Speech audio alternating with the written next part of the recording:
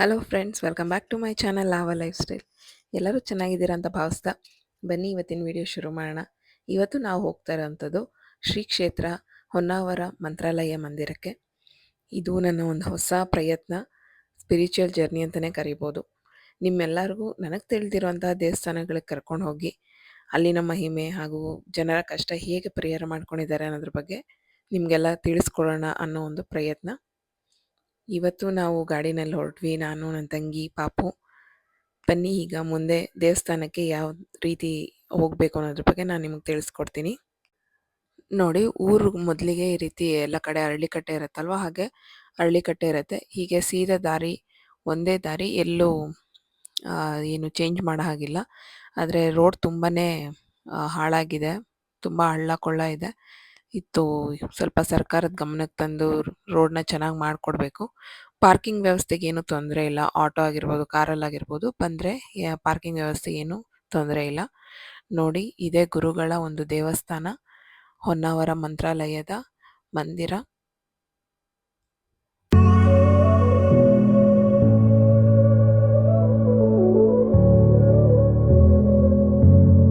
ಮೊದಲಿಗೆ ತುಳಸಿ ಕಟ್ಟೆ ಇದೆ. ಇಲ್ಲಿ ನೀವು ಕೈ ಮುಕ್ಕೊಂಡು ಒಳಗಡೆ ಗುರುಗಳ ದರ್ಶನಕ್ಕೆ ಹೋಗ್ಬೋದು.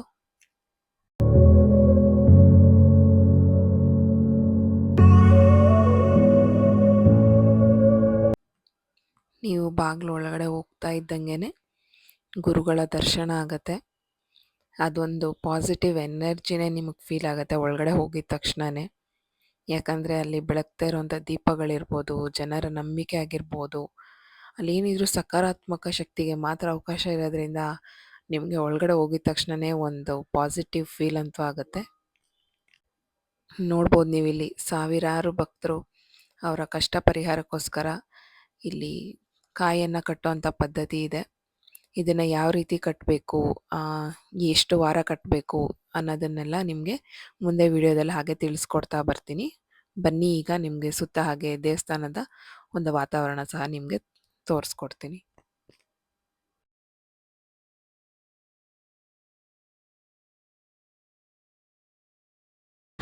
ನೋಡಿ, ಈಗ ನಾವು ಬಂದಿರೋಂಥ ಕ್ಷೇತ್ರ ಇಲ್ಲಿ ರಾಘವೇಂದ್ರ ಸ್ವಾಮಿಗಳ ಕ್ಷೇತ್ರ. ಇಲ್ಲಿ ಕಾಯಿ ಕಟ್ಬೋದು, ನಿಮ್ಗೆ ಕಾಣಿಸ್ತಾ ಇರ್ಬೋದು, ಎಲ್ಲ ಇಲ್ಲಿ ಕಾಯಿ ಕಟ್ತಾ ಇದ್ದಾರೆ. ನಿಮ್ಮ ಪ್ರಾರ್ಥನೆ ಏನಿದ್ರು ಕೇಳ್ಕೊಂಡು ಇಲ್ಲಿ ಕಾಯಿ ಕಟ್ಟಿ ವಾರ ವಾರ ಬಂದು ನೀವು ಪ್ರದಕ್ಷಿಣೆ ಮಾಡ್ಬೋದು. ಬನ್ನಿ ಹಾಗೆ ನಿಮಗೆ ದೇವಸ್ಥಾನ ಪೂರ್ತಿ ನಾನು ತೋರಿಸ್ತೀನಿ. ಇಲ್ಲಿ ನೀವು ನೋಡ್ಬೋದು, ದೇವಸ್ಥಾನದ ಹೋಮದಲ್ಲಿ ಮೂಷಿಕ ಸಮೇತನಾಗಿ ಗಣೇಶ, ಹಯಗ್ರೀವ ದೇವರ ರೂಪ ಮೂಡಿ ಬಂದಿರುವಂಥದ್ದು ಅಚ್ಚರಿನೇ ಸರಿ. ಹೋಮದಲ್ಲಿ ನಿಜವಾಗ್ಲೂ ಆ ಒಂದು ಶಕ್ತಿ ಇರುತ್ತೆ. ನಾವು ಏನು ಪ್ರಾರ್ಥನೆ ಮಾಡ್ಕೋತೀವಿ ಅದು ಖಂಡಿತ ನೆರವೇರುತ್ತೆ. ಗುರುಗಳ ಆಶೀರ್ವಾದ ಪಡ್ಕೊಳ್ಳೋದಕ್ಕೆ ಹಾಗೂ ಗುರುಗಳ ಸೇವೆ ಮಾಡೋದಕ್ಕೆ ಯಾವುದೇ ರೀತಿ ಇಂಥದೇ ಕಾನೂನು ಅನ್ನೋದಿಲ್ಲ. ಗುರುಗಳ ಸೇವೆ ಮಾಡಬೇಕು ಅಂತ ಮನ್ಸಿಗೆ ಬಂದರೆ ಸಾಕು. ಅದರಲ್ಲಿ ಯಾವುದೇ ಒಂದು ಇದೇ ರೀತಿ ಅದೇ ರೀತಿ ಅಂತ ಏನಿಲ್ಲ. ನನ್ನ ಪ್ರಕಾರ ಗುರುಗಳ ಸೇವೆಗೆ ಯಾವುದೇ ಇತಿ ಮಿತಿ ಇರೋದಿಲ್ಲ. ನಮ್ಗೆ ಯಾವುದೇ ಕಷ್ಟ ಇದ್ರೂ ಮೊದಲು ನಮ್ಮ ಗುರುಗಳಿಗೇನೆ ಅಂತ ಗೊತ್ತಾಗೋದು. ಯಾವ ದೇವರು ಕರ್ಸ್ಕೊಂಡಿಲ್ಲ ಅಂದರೂ ಗುರುಗಳು ನಮ್ಮ ಕಷ್ಟ ನೋಡಿ ಅವರೇ ಕರ್ಸ್ಕೊತಾರಂತೆ. ಹಾಗೆ ನಾವು ಇವತ್ತು ದೇವಸ್ಥಾನಕ್ಕೆ ಹೋಗಿದ್ದು ಅದೇ ರೀತಿ. ನಮಗೆ ಒಂದು ಐಡಿಯಾನೇ ಇರಲಿಲ್ಲ ಇವತ್ತು ಹೀಗೆ ಹೋಗ್ತೀವಿ ಅನ್ನೋದು. ಆದರೆ ನೋಡಿ, ಗುರುಗಳು ನಮ್ಮನ್ನು ಕರೆಸ್ಕೊಂಡ್ರು. ಕಷ್ಟದಲ್ಲಿರೋ ಮನಸ್ಸು ಅವ್ರಿಗೆ ಮಾತ್ರ ಗೊತ್ತಾಗುತ್ತೆ. ಹಾಗಾಗಿ ನಾವು ಇವತ್ತು ನಮಗೆ ಗೊತ್ತಿಲ್ಲದಿರೋ ರೀತಿ ದೇವಸ್ಥಾನಕ್ಕೆ ಬಂದ್ವಿ, ಯಾವುದೇ ರೀತಿ ಒಂದು ಪ್ಲ್ಯಾನ್ ಇರದೇನೆ.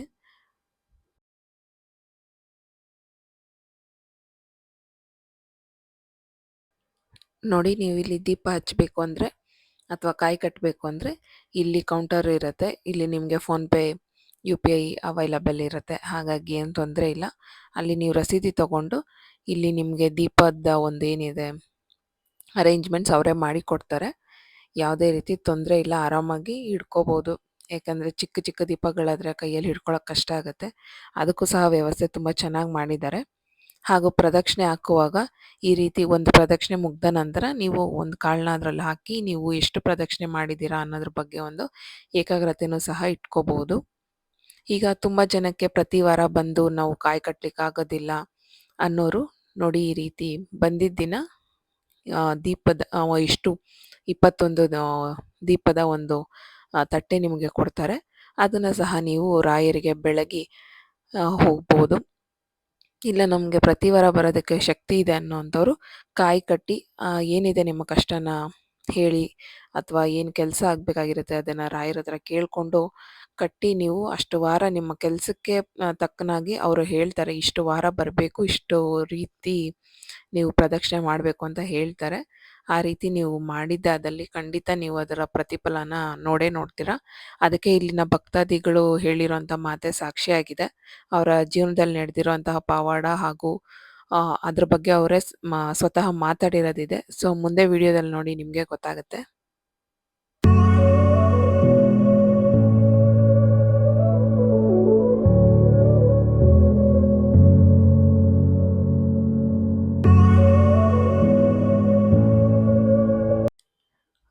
ರಾಯರ ಬೃಂದಾವನ ನೋಡ್ತಾ ಇದ್ರೇ ಒಂದು ಖುಷಿ.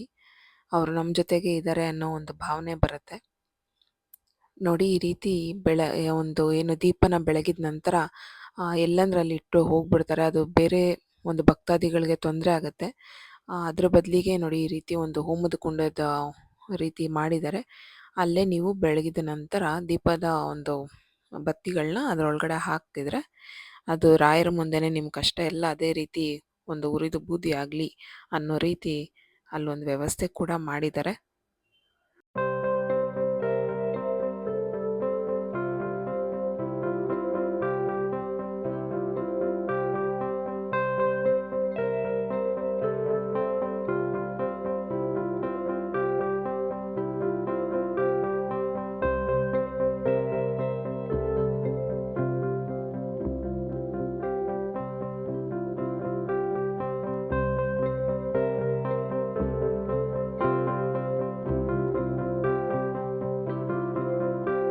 ನೋಡಿ ಇದು ಏನು ಗರ್ಭಗುಡಿ ಇದೆ ಅಲ್ವಾ ಅದು ಪಕ್ಕನೇ ಈ ರೀತಿ ಇನ್ನೂ ಸ್ವಲ್ಪ ನಿಮಗೆ ಕಾಯಿ ಕಟ್ಟೋದಕ್ಕೆ ಜಾಗನೂ ಸಹ ಮಾಡಿದ್ದಾರೆ.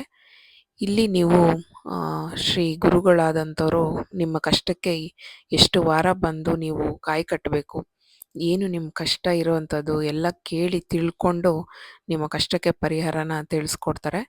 ಇಲ್ಲಿ ಸಾವಿರಾರು ಭಕ್ತಾದಿಗಳು ನಿಂತಿರ್ತಾರೆ. ನಾವು ಇವತ್ತು ಮಧ್ಯಾಹ್ನದ ಸಮಯದಲ್ಲಿ ಹೋಗಿರೋದ್ರಿಂದ ಸ್ವಲ್ಪ ಜನ ಕಮ್ಮಿ ಇದ್ದರು. ಹಾಗಾಗಿ ನಮಗೂ ಸಹ ಮಾತಾಡೋದಕ್ಕೆ ಅವಕಾಶ ಸಿಕ್ತು ಬೇಗ. ನಿಮಗೂ ಮುಂದೆ ಹಾಗೆ ವಿಡಿಯೋದಲ್ಲಿ ತೋರಿಸ್ತೀನಿ ನೋಡಿ.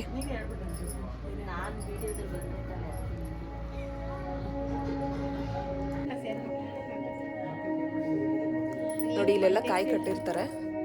ಅವ್ರವ್ರಿಗೆ ಎಷ್ಟೆಷ್ಟು ವಾರ ಅನ್ನೋದನ್ನ ಹೇಳ್ತಾರೆ. ನಿಮಗೆ ತೋರಿಸ್ತೀವಿ. ಅಲ್ಲ ಅವ್ರು ಎಷ್ಟು ವಾರ ಅಂತ ಹೇಳಿದ್ಮೇಲೆ ಆ ಸಮಸ್ಯೆಗೆ ಅಷ್ಟು ವಾರ ನೀವು ಬಂದು ಕಾಯಿ ಕಟ್ಟಿ ಪೂಜೆ ಮಾಡ್ಕೊಂಡು ಹೋಗ್ಬೇಕಾಗುತ್ತೆ.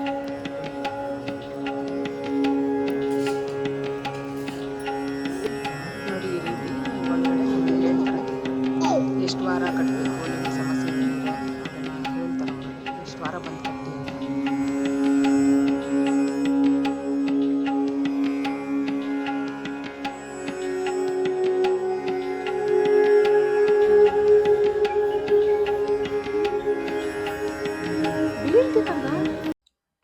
ನಾವು ಗುರುಗಳ ಹತ್ರ ಮಾತಾಡ್ಕೊಂಡು ಬಂದಿದ್ದ ನಂತರ ಸ್ವಲ್ಪ ಹೊತ್ತು ದೇವಸ್ಥಾನದಲ್ಲೇ ಕೂತಿದ್ವಿ.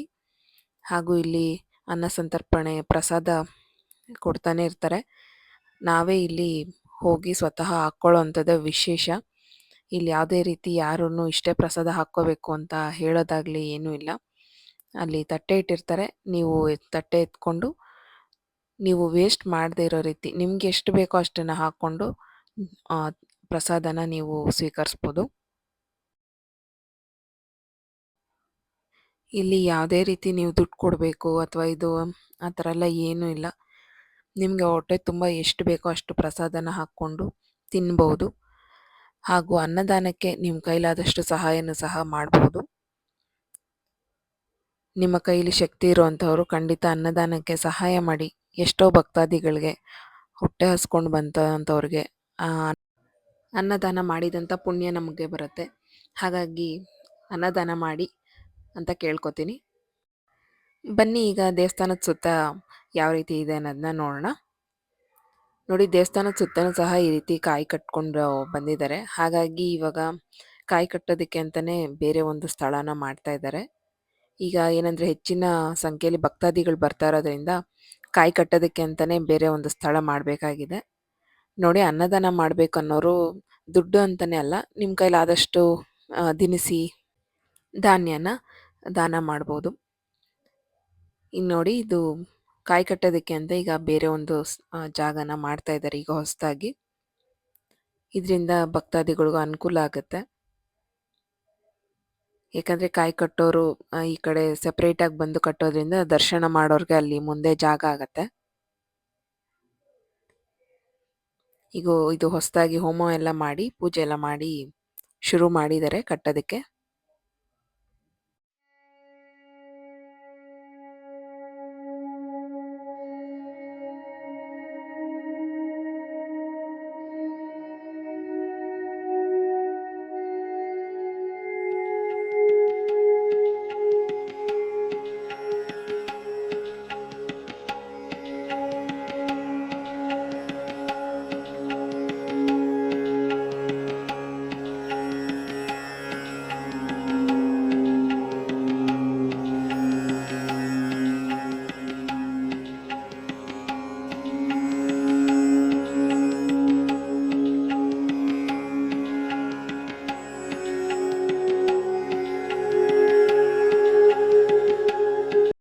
ಇದು ದೇವಸ್ಥಾನದ ಹಿಂಭಾಗದಲ್ಲಿ ಅಡಿಕೆ ತೋಟ ಇದೆ.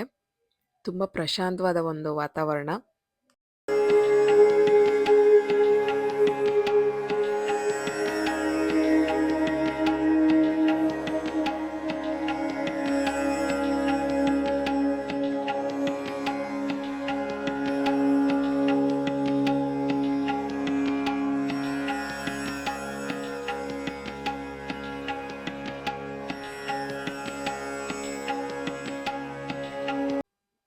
ನೀವು ದೀಪ ಹಚ್ಚಬೇಕು ಅಂದ್ಕೊಳ್ಳೋರು ಇಲ್ಲಿ ಒಂದು ದೊಡ್ಡ ದೀಪ ಒಂದು ಹಚ್ಚಿರ್ತಾರೆ, ಅಲ್ಲಿಂದ ದೀಪನ ಹಚ್ಕೋಬೇಕಾಗತ್ತೆ.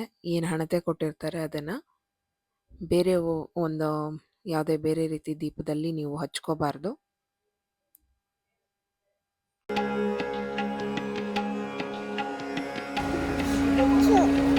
ಈಗ ತಿರ್ಗಾ ಮನೆಗೆ ಹೊರಡ್ತಾ ಇದ್ದೀವಿ. ಅಮ್ಮ, ಏನಿತ್ತು ಹಿಂದೆ ತೋಟ ಇತ್ತ? ತೋಟ. ಬನ್ನಿ, ಈಗ ಇಲ್ಲಿನ ಭಕ್ತಾದಿಗಳು ಹಾಗೂ ಇಲ್ಲಿನ ವ್ಯಾಪಾರಸ್ಥರು ದೇವಸ್ಥಾನದ ಬಗ್ಗೆ ಅವ್ರಿಗೆ ತಿಳಿದಿರೋ ಅಂತಹ ಮಾಹಿತಿನ ನಿಮಗೆ ತಿಳಿಸ್ಕೊಡ್ತಾರೆ. ಬನ್ನಿ, ನೋಡ್ಕೊಂಬರೋಣ.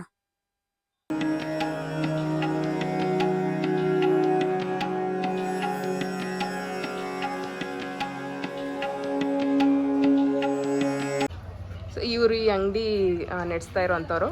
ಈಗ ದೇವಸ್ಥಾನ ಯಾವಾಗ್ಲಿಂದ ಶುರುವಾಯಿತು? ದೇವಸ್ಥಾನ ಬಂದು ಆಲ್ರೆಡಿ ಒಂದು 12 to 15 ಇಯರ್ಸ್ ಇಂದ ಇದೆ. ಪ್ರೆಸೆಂಟ್ಲಿ ಈಗ ಒಂದು ಏನಂತಂದ್ರೆ ಅವಾಗ ತುಂಬಾ ಜನ ಅಷ್ಟು ಬರ್ತಿರ್ಲಿಲ್ಲ, ಅಷ್ಟು ಜನಪ್ರಿಯ ಆಗಿರ್ಲಿಲ್ಲ. ಇನ್ಸ್ಟಾಗ್ರಾಮ್ ಅಲ್ಲಿ ಫೇಸ್ಬುಕ್ ಅಲ್ಲೆಲ್ಲ ಹ್ಯಾಡ್ಸ್ ರನ್ ಮಾಡೋದ್ರಿಂದ ಸೊ ಅವ್ರಿಗೂ ಈಗ 3 to 4 months ಇಂದ ತುಂಬಾ ಇದಾಗ್ತಾ ಇದೆ, ಅಂದ್ರೆ ಪಬ್ಲಿಸಿಟಿ ಆಗ್ತಾ ಇದೆ. ಮುಂಚೆ 12 to 15 ಇಯರ್ಸ್ ಇಂದನೂ ಇದೆ ದೇವಸ್ಥಾನ. ಕಾಯಿ ಕಟ್ಟೋದು ಅವಾಗ್ಲಿಂದನೂ ಇದೆಯಾ? ಕಾಯಿ ಕಟ್ಟೋದಕ್ಕೆ ಮುಂಚೆಯಿಂದ, ಇವಾಗಿಂದ ಅಂತ ಏನಿಲ್ಲ, ಮುಂಚೆಯಿಂದನೂ ಕಾಯಿ ಕಟ್ಟೋ ಪ್ರೊಸೀಜರ್ ಹಾಗೇ ಇದೆ. ಏನಂತಂದ್ರೆ ನೀವು ಏನಂತ ಅನ್ಕೊಂಡು ಹೋಗ್ತಿರೋ, ಅಂದ್ರೆ ನಿಮ್ಮ ಕಷ್ಟಗಳಿಗೆ ಇಂತಿಷ್ಟು ವಾರ ಅಂತ ಇರುತ್ತೆ. ಅಂದ್ರೆ 21, ಅಂದ್ರೆ ಕೆಲಸ ಜಾಬ್ ಆ ರಿಲೇಟೆಡ್ ಅಂದ್ರೆ 18 ವಾರ, ಆಮೇಲೆ ವ್ಯಾಪಾರ ರಿಲೇಟೆಡ್ ಅಂದ್ರೆ 21 ವಾರ. ಸೊ ಆ ತರ ನಿಮ್ಮ ಕೆಲ್ಸದ ತಕ್ಕನಾಗಿ ಯಾವ ತರ ಇದಾಗುತ್ತೋ ಸೊ ಆ ತರ ಅವರು ಅಲ್ಲಿ ಅಷ್ಟು ವಾರ ಹೇಳ್ತಾರೆ. ಸೊ ನೀವು ಫಸ್ಟ್ ನಿಮ್ಗೆ ಏನ್ ಪರಿಹಾರ, ಯಾವ ಕೆಲ್ಸದ ಬಗ್ಗೆ ಅಂತ ಅವ್ರ ಹತ್ರ ಹೋಗಿ ಕೇಳಿದ್ರೆ ಅವ್ರು ಇಂತಿಷ್ಟು ವಾರ ಅಂತ ಹೇಳ್ತಾರೆ. ಸೊ ನಿಮಗೆ ಫಸ್ಟ್ ಒಂದು 3-4 ವೀಕ್ಸ್ ಅಲ್ಲೇ ಗೊತ್ತಾಗ್ಬಿಡುತ್ತೆ ರಿಸಲ್ಟ್. ನಿಮ್ಗೆ ಏನೇ ಇದ್ರು 3-4 ವೀಕ್ಸ್ ಅಲ್ಲೇ ನಿಮ್ಗೆ ರಿಸಲ್ಟ್ ಬರುತ್ತೆ. ಆಮೇಲೆ ಇಂತಿಷ್ಟು ವಾರ ಅಂತ 21 ವಾರ ಮಾಡಿಸ್ಬಿಟ್ಟು ಆಮೇಲೆ ಹೋಮ ಮಾಡಿಸೋದಿರುತ್ತೆ. ಸೊ ನಿಮಗೆ ಏನೇ ಕಷ್ಟ ಇದ್ರು ಇಲ್ಲಿ ಬಂದು ಹಾಗೆ ಆಗುತ್ತೆ ಖಂಡಿತ. ಅದೊಂದು ಇಲ್ಲಿರೋದು ಒಂದು ನಂಬಿಕೆ. ನೀವು ಕಟ್ಟಿದ್ರೆ ಯಾವತ್ತಾದ್ರೂ? ನಾನು ಆಲ್ರೆಡಿ ಒಂದು ಲಾಸ್ಟ್ 3-4 ಇಯರ್ಸ್ ಇಂದ 4 ಇಯರ್ಸ್ ಬ್ಯಾಕ್ ಬಂದಿದ್ದೆ. ಸೊ ಇದು ಫಸ್ಟ್ ಟೈಮ್ ಕಂಪ್ಲೀಟ್ ಆಯ್ತು, 21 ವಾರ ಆಯ್ತು. ನನ್ ಬಿಸ್ನೆಸ್ ಓನ್ ಬಿಸ್ನೆಸ್ ಮಾಡಬೇಕು ಅಂತ ಕೇಳಿದೆ, ಸೊ ಅದಾಯ್ತು. ನೆಕ್ಸ್ಟ್ ಜಾಬ್ ರಿಲೇಟೆಡ್ ಒಂದು ಕೇಳಿದೆ, ಅದು 18 ವೀಕ್ಸ್ ಕೊಟ್ಟಿದ್ರು. ಅದು ಇವಾಗ ಪ್ರೆಸೆಂಟ್ 14 ವೀಕ್ಸ್ ರನ್ ಅಲ್ಲಿ ಇದೆ, ಇನ್ನೊಂದು 4 ವೀಕ್ಸ್ ಪೆಂಡಿಂಗ್ ಇದೆ. ನಮ್ಮ ಚಾನೆಲ್ ಇಂದ ನಿಮ್ಗೂ ಆಲ್ ದ ಬೆಸ್ಟ್, ಎಲ್ಲ ಚೆನ್ನಾಗಾಗ್ಲಿ. ನಿಮ್ಗೂ ಚಾನೆಲ್ ಆಲ್ ದ ಬೆಸ್ಟ್, ಚೆನ್ನಾಗಿ ಅಂದ್ರೆ ನೀವು ಎಲ್ಲಾ ತರ ಒಳಗಡೆ ಬಂದು ಥರ್ಸ್ಡೇ ಆಗಿ ಬನ್ನಿ, ಹಾಗೆಲ್ಲ ಒಳಗಡೆ ಬಂದು ಇದು ಮಾಡಿ ಚೆನ್ನಾಗಿ ಆಗುತ್ತೆ. ಸರಿ, ನಾವು ಅದೇ ಈಗ ಕಾಯಿ ಕಟ್ಟೋಣ ಅಂತ ಅಂದ್ಕೊಂಡಿದ್ದೀವಿ. ಓಕೆ, ನೆಕ್ಸ್ಟ್ ವಾರದಿಂದ ಬಂದು ನೆಕ್ಸ್ಟ್ ಬನ್ನಿ. ಈಗ ಫ್ರೈಡೇ ಮಂಡೇ ಹಂಗೆ ಬಂದುಬಿಟ್ಟು. ಓಹ್, ಥ್ಯಾಂಕ್ ಯು. ನಿಮಗೆ ದೇವಸ್ಥಾನದ ಬಗ್ಗೆ ಏನು ಮಾಹಿತಿ ಗೊತ್ತಾ ಅದನ್ನು ಹೇಳಿ. ಮಾಹಿತಿ ಅಂದರೆ ಇಲ್ಲಿ ಒಂದು 6 ತಿಂಗಳಿಂದ ಬರ್ತಾ ಇದ್ದೀನಿ ಇಲ್ಲಿ ವ್ಯಾಪಾರಕ್ಕೆ. ಭಕ್ತಾದಿಗಳು ಸುಮಾರು ಜನ ಸಿಕ್ಕಾಪಟ್ಟೆ ದೂರದಿಂದ ಎಲ್ಲ ಬರ್ತಾವ್ರೆ ಪೂಜೆಗೆ. ಹೇಳಿ ಸರ್. ಬಂದಿರೋ ಭಕ್ತಾದಿಗಳು ಎಲ್ಲ ಒಳ್ಳೇದಾಯ್ತೈತೆ. ನೀವು ಯಾವತ್ತಾದ್ರೂ ಕಾಯಿ ಕಟ್ಟಿದ್ದೀರಾ? ಇಲ್ಲ ಮೇಡಮ್, ಏನು ಕಟ್ಟಿಲ್ಲ. ಈಗ 6 ತಿಂಗಳಿಂದ ನೀವು ಇಲ್ಲಿ ಬರ್ತಾ ಇದ್ದೀವಿ. ವ್ಯಾಪಾರ ನಮಗೂ ಚೆನ್ನಾಗತ್ತೈತೆ ಭಗವಂತನ ಆಶೀರ್ವಾದದಿಂದ. ಬರೋ ಭಕ್ತಾದಿಗಳು ಒಳ್ಳೇದಾಗ್ತೈತೆ. ನಿಮ್ಗೆ ಯಾವಾಗ ಗೊತ್ತಾಯ್ತು ದೇವಸ್ಥಾನದ ಬಗ್ಗೆ? ನಮ್ಗೆ ಆಗಲೇ ಹಿಂಗೆ ಭಕ್ತಾದಿಗಳು ಫೋನ್ ಮಾಡಿದ್ರೆ ಇಲ್ಲಿ ಇರೋರೇನೆ, ಬನ್ನಿ ಇಂಥ ಜಾಗಕ್ಕೆ ವ್ಯಾಪಾರ ಮಾಡಿ ಅಂತ ಬರ್ತಾ ಇದ್ದೀವಿ. ಜನಸಂಖ್ಯೆ ಜಾಸ್ತಿ ಆಗ್ತಾ ಇದೆ. ಜೋರು ಮೇಡಮ್ ಅವರೇ, ಸಿಕ್ಕಾಪಟ್ಟೆ ಜೋರು. ನೀವು ಯಾವ ಊರವರು? ನಮ್ಮದು ಚಿಕ್ಕಮದ್ರೆ ಶ್ರೀನಿವಾಸನ ದೇವಸ್ಥಾನ. ಅಂದ್ರೆ ನೀವು ಇರೋದೆಲ್ಲ ಈಗ ಈ ಊರ ಹತ್ರನೇನಾ? ಇಲ್ಲ, ಅಲ್ಲಿಂದನೇ ಅಪ್ ಆ್ಯಂಡ್ ಡೌನ್ ಮಾಡ್ತೀನಿ. ಅಷ್ಟು ದೂರದಿಂದ ಬಂದು ಹೋಗ್ತಾ ಇದ್ದೀನಿ. ಆಯ್ತು, ನಿಮ್ಮ ವ್ಯಾಪಾರ ಚೆನ್ನಾಗಾಗಲಿ. ಚೆನ್ನಾಗತ್ತೈತೆ. ಇದು ದೊಡ್ಡಬಳ್ಳಾಪುರ. ಮಾಡಿ 10 ರೂಪಾಯಿ.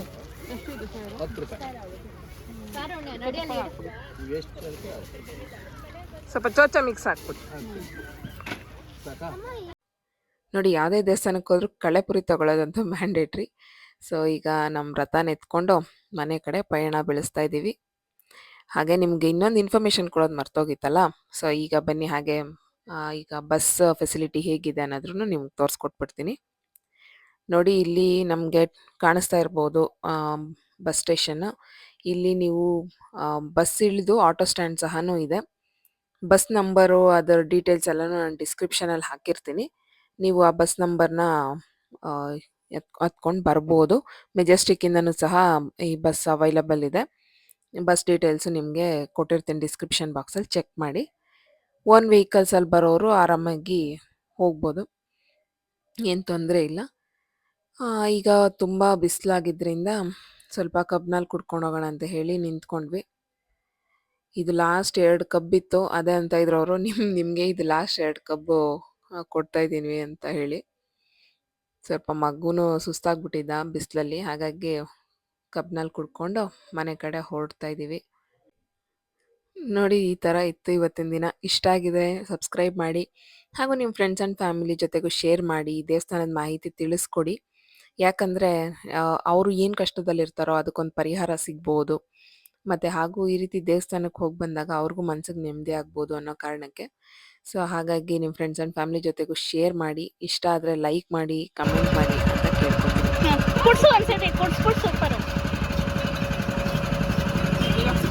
ಸೂಪರ್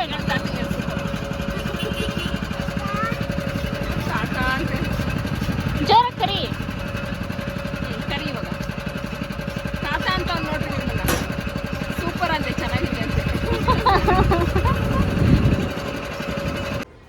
ಈಗ ಮನೆಗೆ ಬಂದ್ವಿ, ಗಾಡಿ ನಿಲ್ಲಿಸ್ಬಿಟ್ಟು ನನ್ನ ಮಗಂದ ಆಟ ಸಾಮಾನು ಕಳ್ಳೆಪುರಿ ಎಲ್ಲ ತೊಗೊಂಡು ಹೋಗ್ತಾಯಿದ್ದೀನಿ.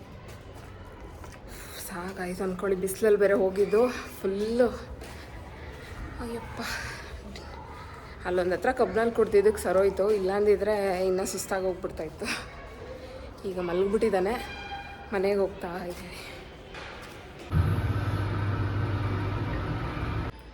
ಮನೆಗೆ ಬಂದಮೇಲೆ ವೀಡಿಯೋ ಮಾಡೋದೇ ಮರ್ತ್ಬಿಟ್ಟೆ. ಸೊ ಹಾಗಾಗಿ ಮನೆಗೆ ಈಗ ಬರೋಷ್ಟರಲ್ಲಿ 6 ಗಂಟೆ ಆಗಿತ್ತು. ಈಗ ಇನ್ನೇನು ಇಲ್ಲ ಕೆಲಸ. ಇಷ್ಟ ಆಗಿತ್ತು ಫ್ರೆಂಡ್ಸ್, ಇವತ್ತಿನ ಬ್ಲಾಗ್ ಇಷ್ಟ ಆಗಿದ್ರೆ ಲೈಕ್, ಶೇರ್ ಆ್ಯಂಡ್ ಕಮೆಂಟ್ ಮಾಡಿ. ಹಾಗೂ ನಮ್ಮ ಚಾನಲ್ನ ಯಾರು ಸಬ್ಸ್ಕ್ರೈಬ್ ಮಾಡ್ಕೊಳ್ದೆ ನೋಡ್ತಿದ್ದೀರಾ ಸಬ್ಸ್ಕ್ರೈಬ್ ಮಾಡ್ಕೊಳ್ಳಿ ಅಂತ ಕೇಳ್ತಾ ಈ ಬ್ಲಾಗ್ನ ಇಲ್ಲಿಗೆ ಸ್ಟಾಪ್ ಮಾಡ್ತಾಯಿದ್ದೀನಿ. Thank you for watching. See in the next blog.